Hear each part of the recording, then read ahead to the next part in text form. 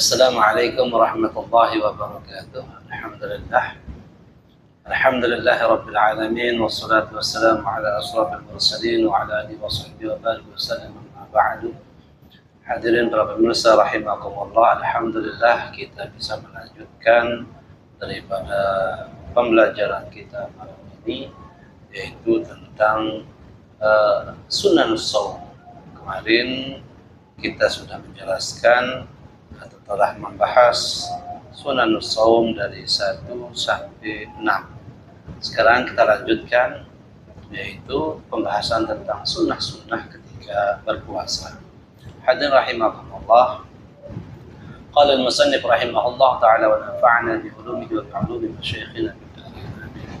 Adapun yang ke-7 daripada sunnah-sunnah ketika seseorang melaksanakan puasa adalah al-ightisalu min al-janabati qabla al-fajr, yaitu mandi janabah, mandi junub qabla al-fajr, sebelum fajar atau sebelum subuh.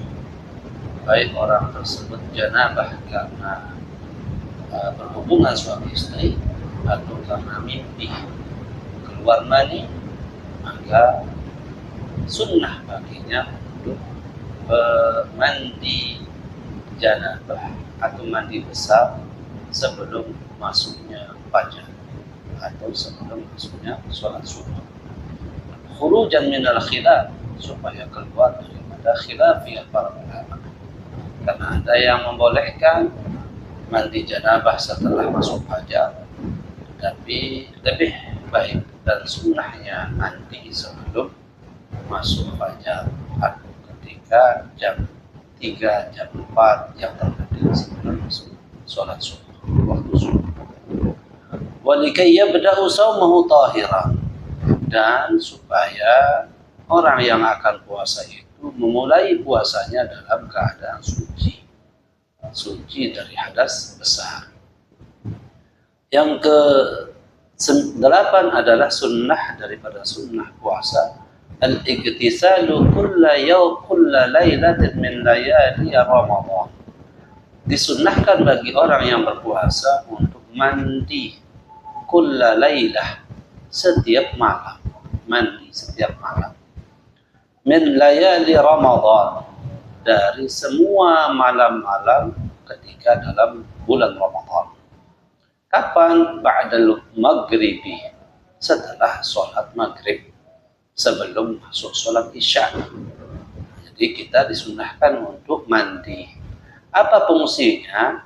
Likai yanshatu lil qiyam, supaya orang yang akan sholat isya dilanjutkan sholat tarawih itu merasa yanshut atau segar dan semangat untuk melaksanakan ibadah sholat isya berjamaah dan dilanjutkan dengan sholat tarawih dan witir berjamaah.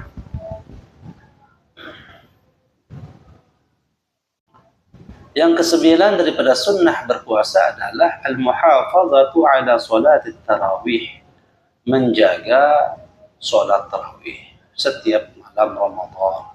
Sunnah kita menjaga jangan sampai ada yang bolong daripada malam-malam bulan Ramadan. Min awwali lailatin ila akhiri lailah, dari malam pertama bulan Ramadan sampai malam terakhir daripada bulan Ramadan. Ini sunnah kita menjaganya. Qala alaihi salatu wassalam, Rasulullah SAW bersabda, man qama Ramadan imanan wa ihtisaban ghufira lahu ma taqaddama min dzambih. Man qama, barang siapa yang mendirikan solat. Qama di sini bermakna solat tarawih. Ramadan, bulan Ramadan, melaksanakan solat tarawih selama bulan Ramadan.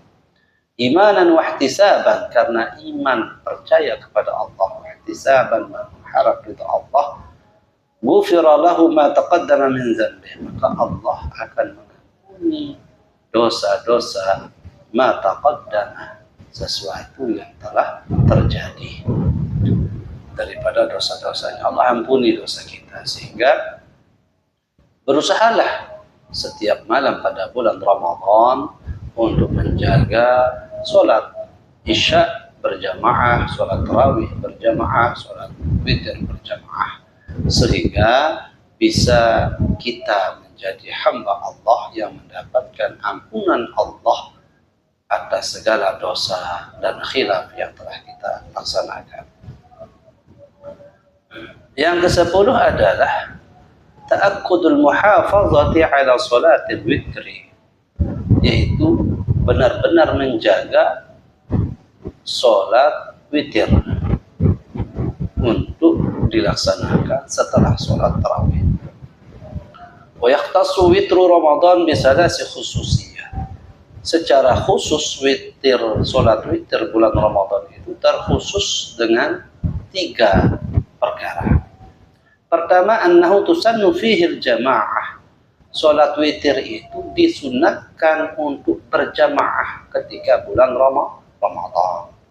Jadi kalau sendiri-sendiri tidak disunahkan, malah yang disunahkan adalah berjamaah. Jadi hadirin rahimakumullah, ketika sudah selesai sholat tarawih, maka jangan tinggalkan jamaah untuk sholat witir, karena itu disunahkan bagi kita semua. Kedua, wa yusannu fihi al-jahr. Disunnahkan sholat witir itu dengan jahar, tidak sir. Jahar artinya mengeraskan suara, bacaan Al-Fatihah, bacaan takbir, bacaan surah dan sebagainya.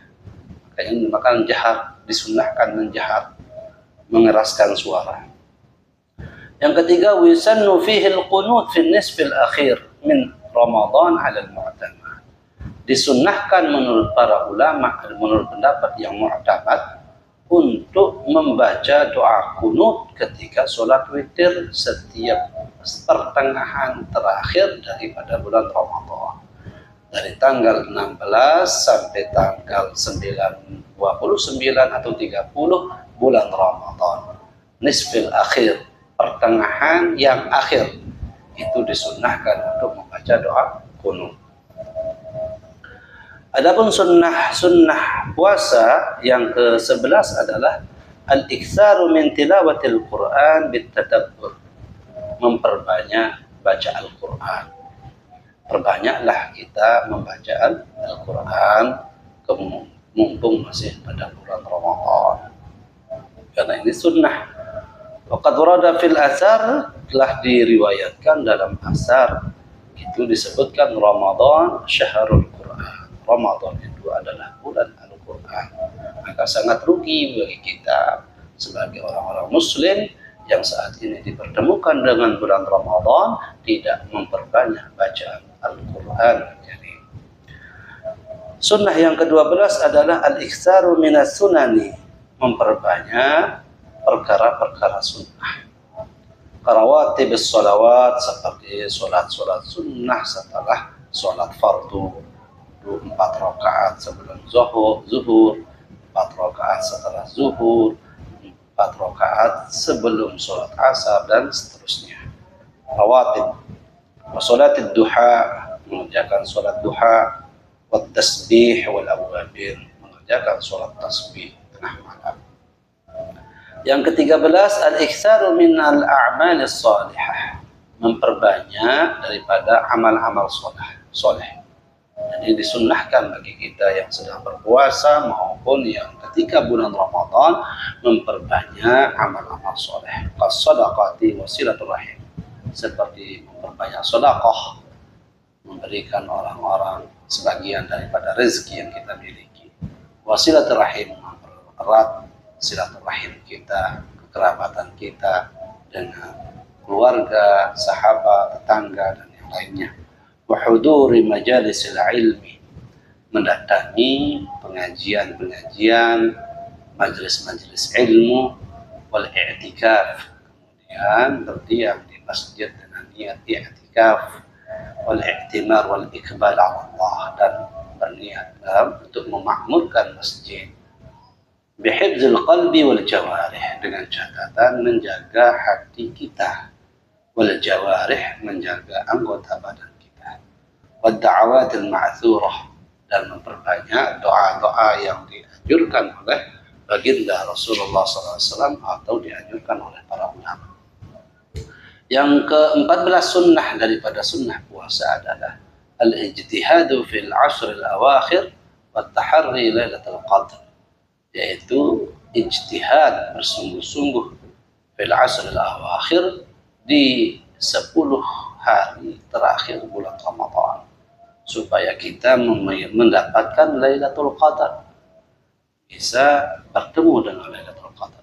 Fiha wa fi autariha akidun, wa fi autariha, dan pada hari malam-malam ganjilnya itu sangat dianjurkan bagi seseorang untuk menghidupkan malam-malam Lailatul Qadar atau malam Ramadan, supaya kita bertemu dengan malam Lailatul Qadar.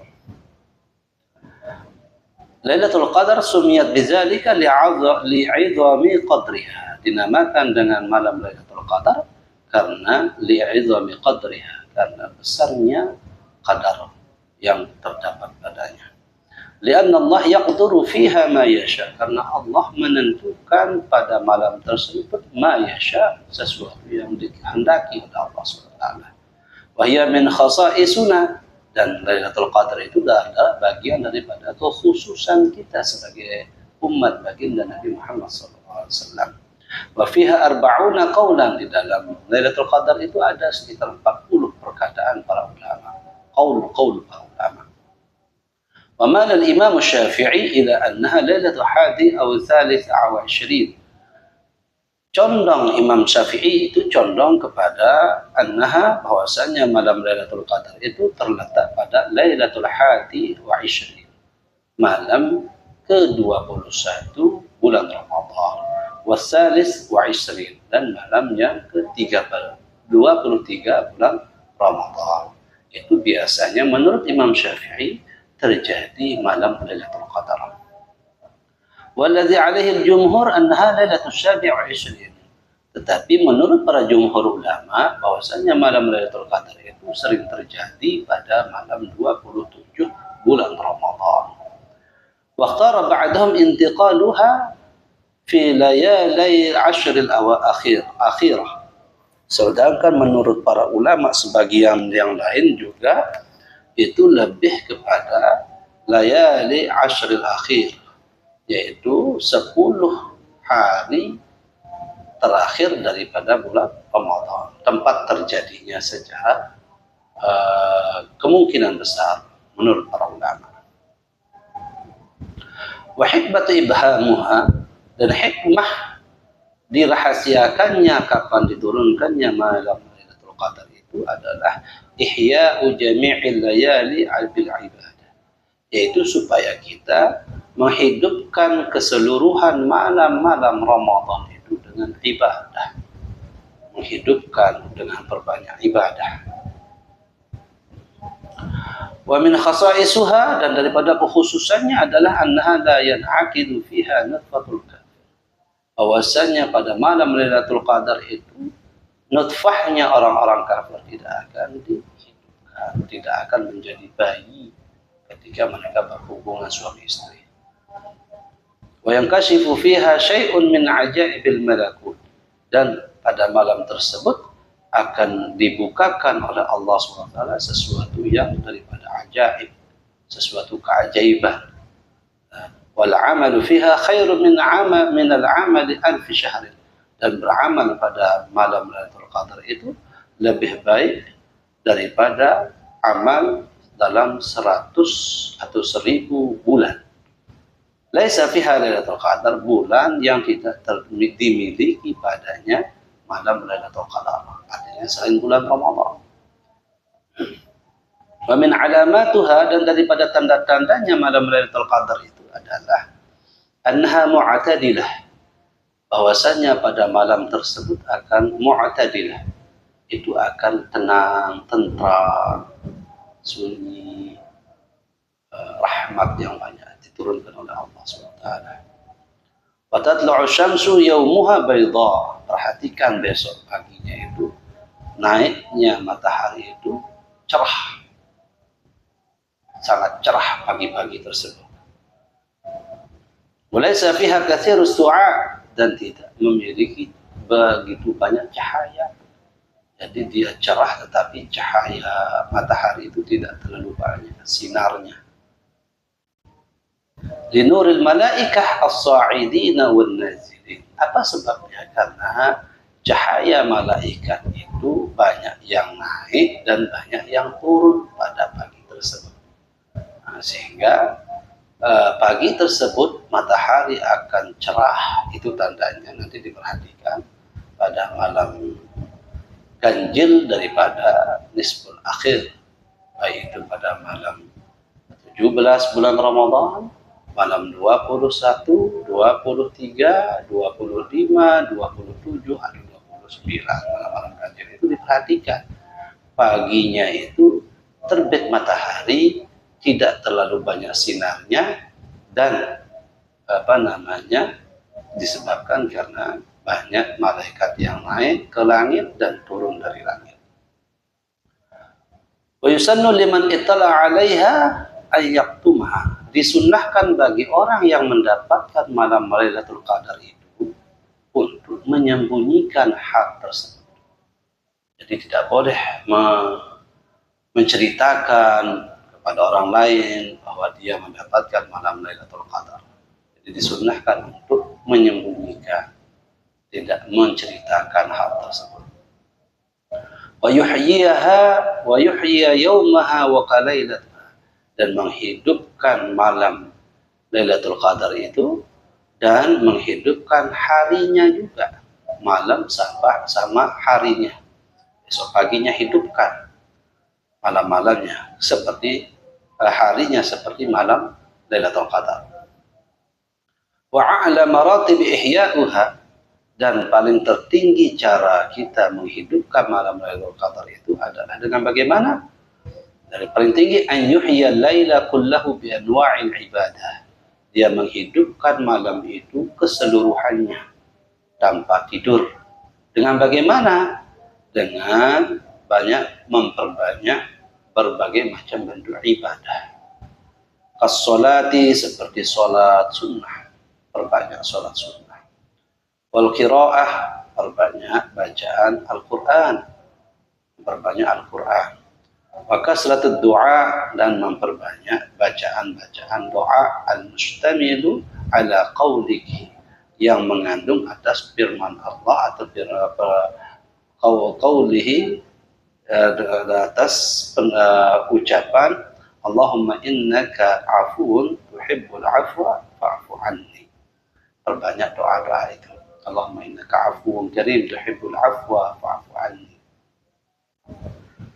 Wa awsatuha, dan paling ringan, awsat pertengahan, cara menghidupkan malam Lailatul Qadar itu ayyuhya mu'azzamul lail bima dzukira, yaitu dia menghidupkan pertengahan malam itu dengan berbagai macam bima dzukira, dengan sesuatu yang telah disebutkan tadi, yaitu dengan berbanyak ibadah.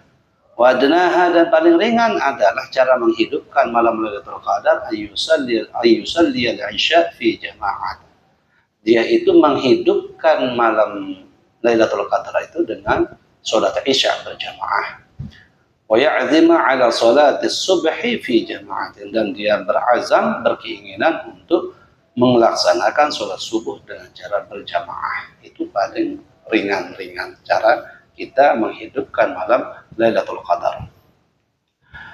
Adapun kesunnahan berikutnya, yaitu yang ke-15, adalah taharral iftar ala halal, yaitu memperhatikan iftar, makanan kita untuk berbuka puasa tersebut harus makanan yang halal, jangan subhat dari rezeki yang kita miliki, pasti halal. Maka perhatikan, kama qala al-Imam Abdullah bin Husain, sebagaimana dikatakan oleh Imam Abdullah bin Husain bin Tahir dalam kitab Hadiyatis Siddiq, waftir 'alal halali, maka makanlah daripada makanan yang halal, ya talibal kamal, wahai orang-orang yang menuntut kesempurnaan. Adapun sunnah puasa yang ke-16 adalah at-tausi'atu 'alal iyal, yaitu memperbanyak atau memperluas rezeki nafkah yang kita berikan kepada keluarga kita. Jangan pelit. Nah, jadi dari kebiasaan misalnya selain bulan Ramadan, mereka kita kasih, keluarga kita kasih untuk makan, untuk biaya hidup, misalnya 100 per hari atau 50.000 per hari, maka ketika bulan Ramadan perbanyaklah. Perbanyak tausiah kepada ayat, perbanyak rezeki yang kita berikan kepada keluarga kita.